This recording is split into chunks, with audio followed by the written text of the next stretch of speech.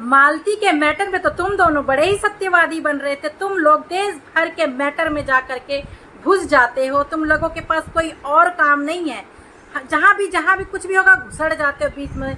मालती और विष्णुराज के मैटर में भी तुम दोनों मियाँ बीवी घुसड़ जा रहे थे, बड़े सत्यवादी बन रहे थे कि मतलब तुम लोगों से अच्छा कोई नहीं है ना। अब दुनिया भर की कमियां मालती और विष्णुराज में निकाल रहे थे, और आज देखो कैसे महादेव के लिए रो रही है गोरखपुरिया भाभी कि महादेव का चक्कर किसी और लड़की से चल रहा है।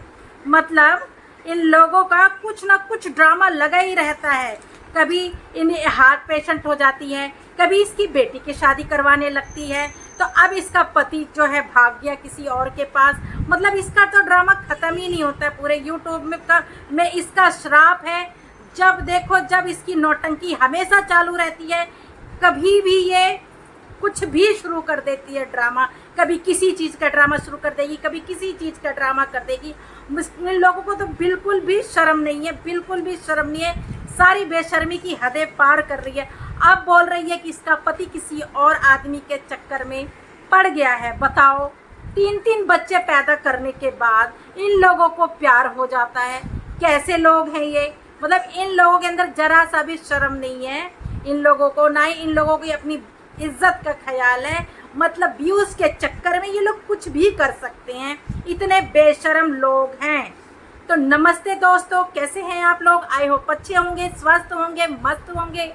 माता रानी आपकी रक्षा करे, आप लोगों को हर बुरी नज़र से बचा के रखे। तो दोस्तों, मैं यहाँ गोरखपुरिया भाभी की बात कर रही हूँ कि जो उनके हेटर्स हैं, जो गोरखपुरिया भाभी के बारे में जाने क्या क्या बोल रहे हैं। गोरखपुरिया भाभी ने वीडियो बनाया है कि उनके महादेव का किसी और लड़की के साथ चक्कर चल रहा है, और गोरखपुरिया भाभी बहुत दुखी है। वो रो रो करके अपने सब्सक्राइबर को यानी हम लोगों को बता रही हैं कि दोस्तों मेरे साथ ऐसा ऐसा हो रहा है। तो उनके हेटर्स लोगों को बड़ा मज़ा आ रहा है, मिर्च मसाला मिल रहा है गोरखपुरिया भाभी को टारगेट करने के लिए।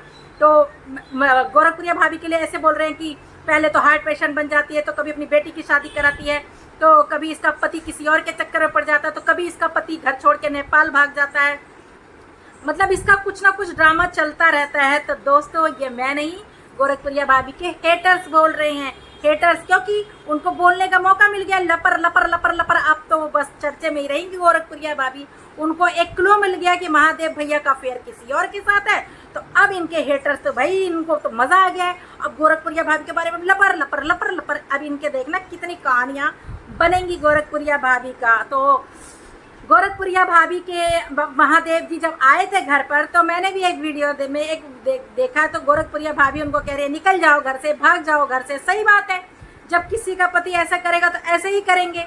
कोई अपनी इज्जत को ऐसी थोड़ी बेइज्जती करेगा अपना सोशल मीडिया पे कि मेरा पति किसी और से अफेयर कर रहा है, वो भी व्यूज़ के चक्कर में।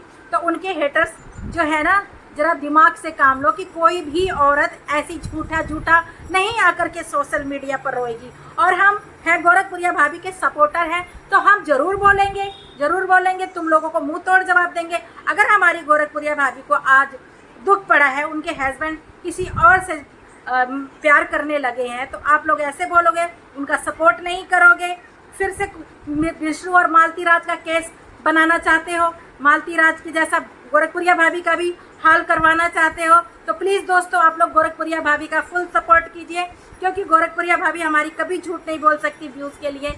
और हाँ, जो कह रहे थे ना कि आप कभी अपनी बेटी की शादी करवाती, तो हो सकता है उन्होंने अपनी बेटी का रिश्ता करके कहीं छोड़ दिया हो, और अभी बच्ची छोटी है, पढ़ लिख रही है, जब वो बड़ी हो जाएगी तब उसकी शादी बड़े धूमधाम से करें, ये भी तो हो सकता है। वो आप लोगों से हर अपनी बात शेयर करते हैं, तो इसका मतलब ये थोड़ी है कि आप लोग गोरखपुरिया भाभी को टारगेट करोगे, उन्हें बदनाम करोगे, वीडियो बना के कुछ भी बोलोगे, उनकी वीडियो के कमेंट में भी जाकर के कुछ भी भोंक दोगे। हैं, जरा दिमाग से काम लो। क्या गोरखपुरिया भाभी जाती हैं किसी के वीडियो में बोलने के लिए कि तुम क्या कर रहे हो, क्या नहीं कर रहे हो? सब अपना अपना दुखड़ा यूट्यूब पे रोते हैं। तो क्या गोरखपुरिया भाभी कभी आई है किसी को बोलने के लिए? तो तुम लोग क्यों गोरखपुरिया भाभी के हेटर्स उनके बारे में कुछ भी अनाप शनाप बकते रहते हो? तो मैं गोरखपुरिया भाभी में आपसे यही कहना चाहती हूँ कि आपके हेटर्स जो हैं, आपका वीक पॉइंट पकड़ पकड़ के आपको खूब उल्टा सीधा बोल रहे हैं, आपके वीडियो में उल्टा सीधा कमेंट कर रहे हैं, लेकिन हम आपके साथ हैं और हमेशा रहेंगे। और सुन लो हेटर्स, जितने भी हमारे गोरखपुरिया भाभी के हेटर्स हैं यानी दुश्मन है, तो सुन लो कि कोई भी औरत जानबूझकर अपने पति को सोशल मीडिया पे बदनाम नहीं करेगी और ना ही अपने घर की इज्जत यूं उछालेगी सोशल मीडिया पे। वो उनके साथ बीत रही है, इसलिए आपके साथ वो शेयर कर रही है, तो उस बात को समझिए।